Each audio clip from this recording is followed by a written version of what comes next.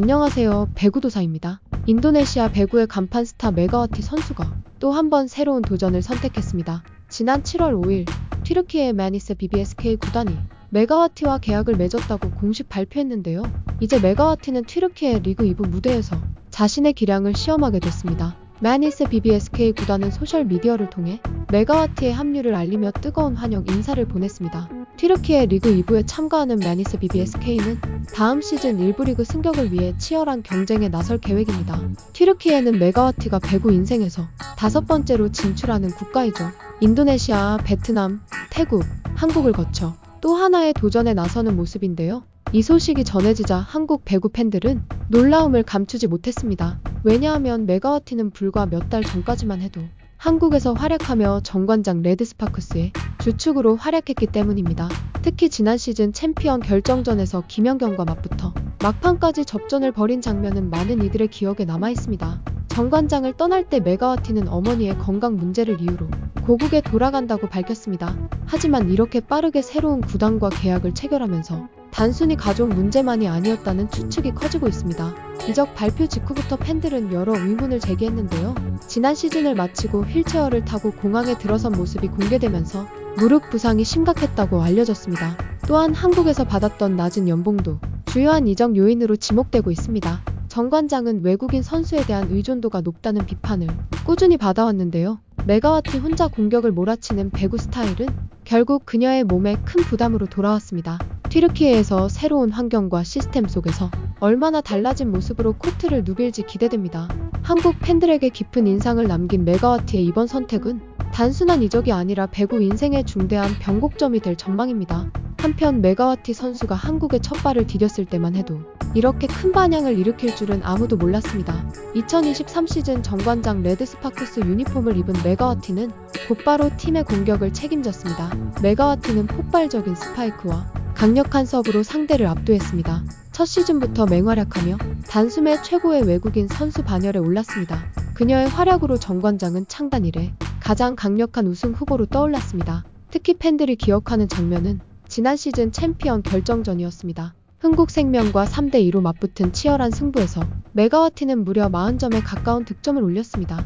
김연경 선수가 버티고 있는 흥국생명과 벌인 접전은 지금도 레전드 경기로 회자됩니다. 하지만 화려한 활약 뒤에는 몰빵 배구라는 그림자가 드리워져 있었습니다. 정관장은 승부처에서 메가와티에게 모든 공을 몰아주는 전술을 썼습니다. 코트에 있을 때마다 그녀의 표정은 점점 지쳐갔습니다. 시즌 마지막에는 부상까지 겹치면서 고통을 호소했다고 합니다.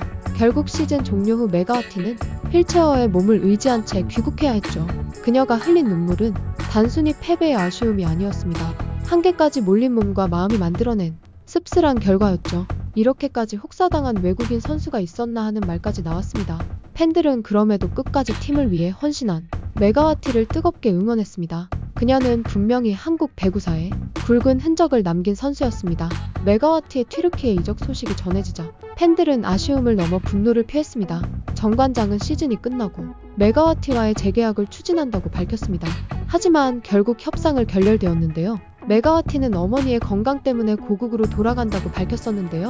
하지만 이번 튀르키예 리그 이적이 성사됨에 따라 실제 사정은 달랐다고 보여지는데요. 실력에 비해 상대적으로 낮은 연봉과 선수의 몸 상태를 고려하지 않은 몰빵 배구까지 한국 배구 리그의 외국인 선수에 대한 차별적인 대우와 다양한 전술이 아닌 몰아주기식 공격 등이 메가와티 선수가 한국을 떠난 이유가 아니냐는 분석이 나오고 이유이죠. 메가와티는 시즌 내내 몸이 망가져가는 와중에도 단 한 번도 불평하지 않았습니다. 한국 리그 적응도 빠르고 동료들과의 관계도 원만했습니다. 그녀의 실력과 태도라면 더 오래 한국 무대를 빛낼 수 있었지만 결국 떠나야 했습니다. 메가와티가 떠난 뒤 정관장은 전력이 크게 약화될 것이란 전망이 나왔습니다. 외국인 에이스의 빈자리를 메울 선수는 사실상 없다는 평가가 지배적이었습니다. 한국에서 마지막으로 열린 기자회견에서 메가와티는 어머니의 건강 문제로 귀국한다고 했습니다. 하지만 이번에 터키 구단과 빠르게 계약을 맺은 걸 보면 그것만이 이유는 아니라는 사실이 드러났습니다. 낮은 연봉과 몰빵 배구, 체력 고갈까지 정관장이 메가와티의 가치를 끝까지 존중하지 못한 결과였다고 봐야 합니다.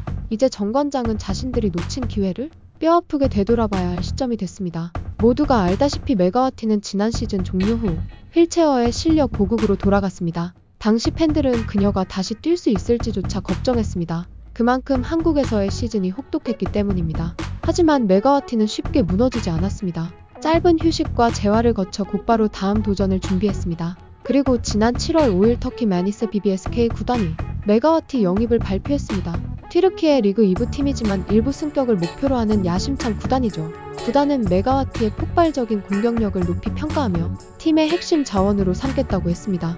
메가와티는 인도네시아, 베트남, 태국, 한국에 이어 5번째 리그에 도전하게 됐습니다. 이적 발표가 나자 인도네시아 팬들은 물론 한국 팬들도 놀라움을 감추지 못했습니다.